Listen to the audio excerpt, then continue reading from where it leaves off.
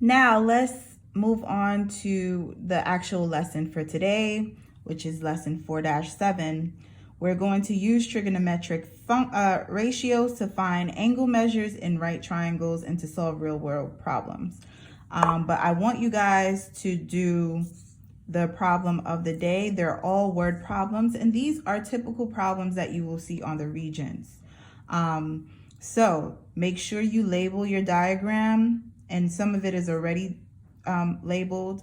This third question, you will have to draw your diagram. So essentially this is going to be a right triangle, right? And you just label the necessary parts in order to find your answer. More than likely, just by looking at it, you can use Pythagorean theorem here, right? Or you can use trig. It's up to you, okay? But more than likely, you're using Pythagorean theorem for these two. This one, you may have to use trig, okay? So that's your little clue. Now, moving on. So in the previous lesson, we learned how to find the length of a side, right? Using the trigonometric functions, which are, let me remind you, sine, cosine, and tangent. So, ka, to, what? So, ka, to, what? So sine is opposite over hypotenuse. Cosine is adjacent over hypotenuse. And tangent is opposite over adjacent. So those are your trigonometric ratios. And here's the definition. Trigonometric ratio is a ratio of two sides of a right triangle with respect to its angle measures. In trigonometry, the letter of the vertex of the angle is often used to represent the measure of the angle. For example, sine of angle A is written sine A. Now, what do we do if we have all of the length of the sides, right? But we need to find the angle measures. Well, this is where we use or employ the inverse trigonometric functions. So if you look on the calculator here, you'll see sine, cosine, and tangent. But right above it, you'll see sine to the negative 1 power, cosine to the negative 1 power, tan to the negative 1 power. Those are called your inverse trig functions because now instead of finding the length of a side, you're trying to find the angle measure. So this is what we'll be using at the top here, which you will need to hit second function and then sine in order to get the inverse trig function. So let me just turn on my calculator. Let me check my mode to make sure it's in degrees. Degree mode right here, and you can see it. So I'm gonna hit second quit, and then you hit second function sine. As you can see, look, sine to the negative 1 power, open parentheses. So that is the inverse trig function in order to find angle measures. So please write this down. Inverse trig function, use to find the angle measures. All right, and put a star. Calculator must be in degree mode. Okay. All right. So let's look at example 1. Use a trigonometric ratio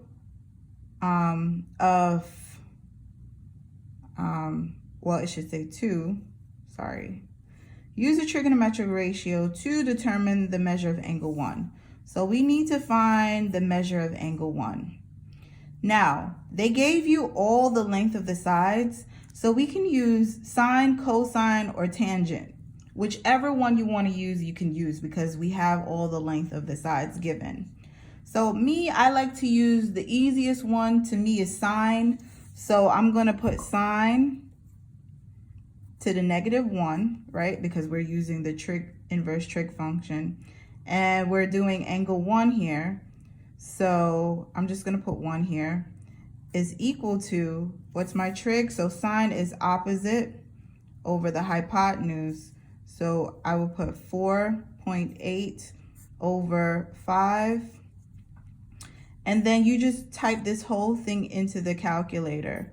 So let me get my calculator. So I already have the inverse trig function up, and I'm gonna type in 4.8 divided by 5, close parentheses, and then enter.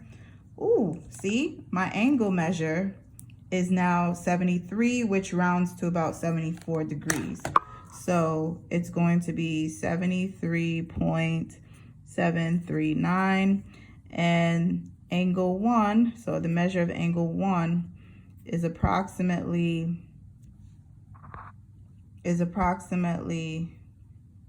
74 degrees. Okay?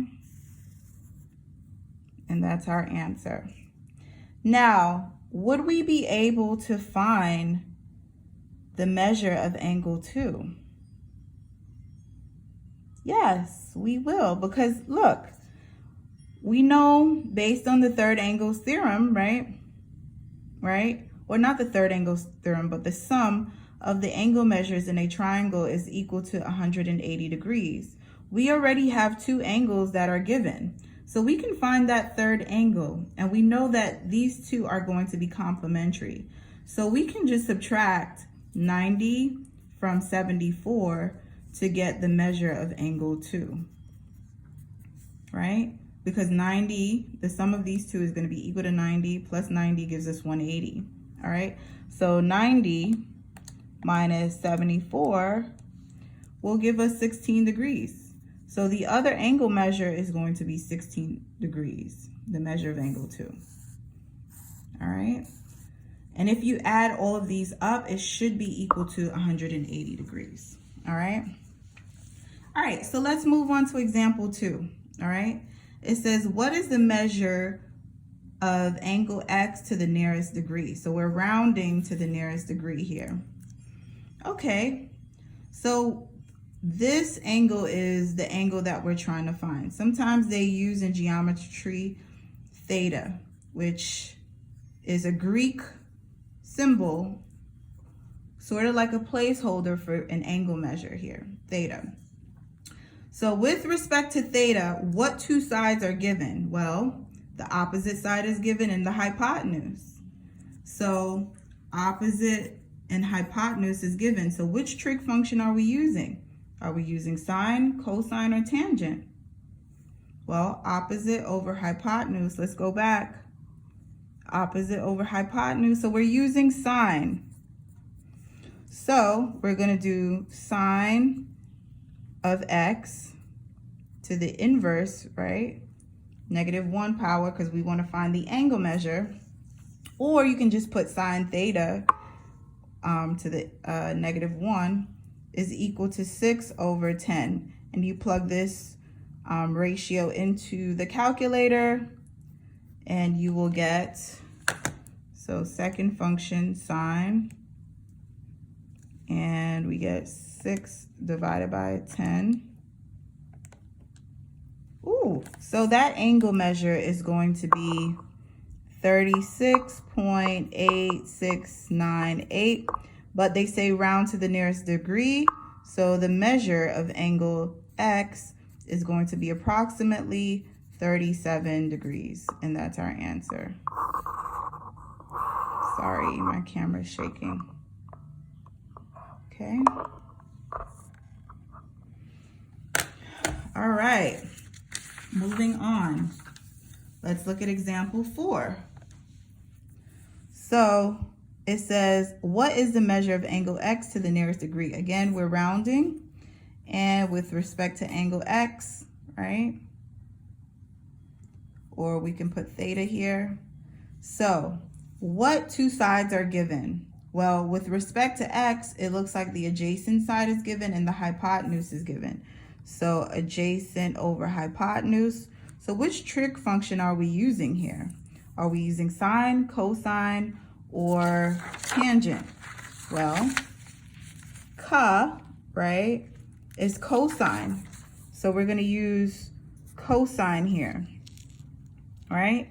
So you're going to get cosine to the -1 of theta, right, is equal to 15 over 20. So let's plug that into the calculator. So we're gonna hit second function, cosine, and 15 divided by 20, close parentheses, enter. So you get about 41.4096. So the measure of angle X is approximately 41 degrees. And that's your answer. This is so easy. So easy. All right, so let's look at example 4 before we get to our practice. Now, it says, what is the measure of angle Y to the nearest degree? Well, with respect to Y, right, what two sides are given? Well, it looks like the opposite side is given and also the adjacent side is given. The hypotenuse is not given. So we have opposite over adjacent, right? So which trig function is that? This looks like it's going to be tangent. So we're going to do tan, and we can put theta in here, right? Tan theta to the -1 is equal to 100 over 41, which is the opposite side over the adjacent side. And let's plug this into our calculator. So second function tan, and then hit 100. Oops, didn't mean to do that. So let's do that again. So tan 100 divided by 41, close parentheses. So it looks like it's 67.7063. So the measure of angle Y is equal to approximately 68 degrees, and that's our answer. Okay. All right, so that concludes our lesson for today. Note that we are only trying to find the angle measures given two sides. So you must have two sides given in order to find the angle measures.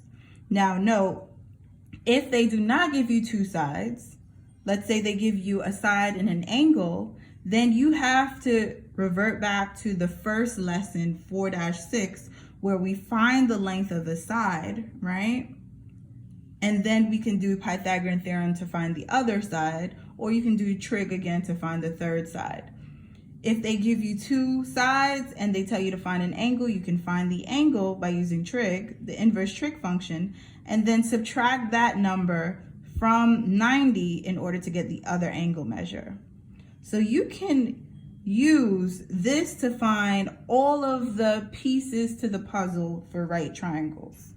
All right.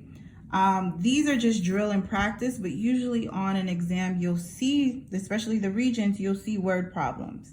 So these are just helping you to get used to setting up your ratios and calculating it. But more importantly, what we'll be working on is word problems. How do we set this up? What does this mean? Okay. So you'll see that more once we continue with this lesson. All right, until next time, guys, I'll see you soon. Take care. Bye.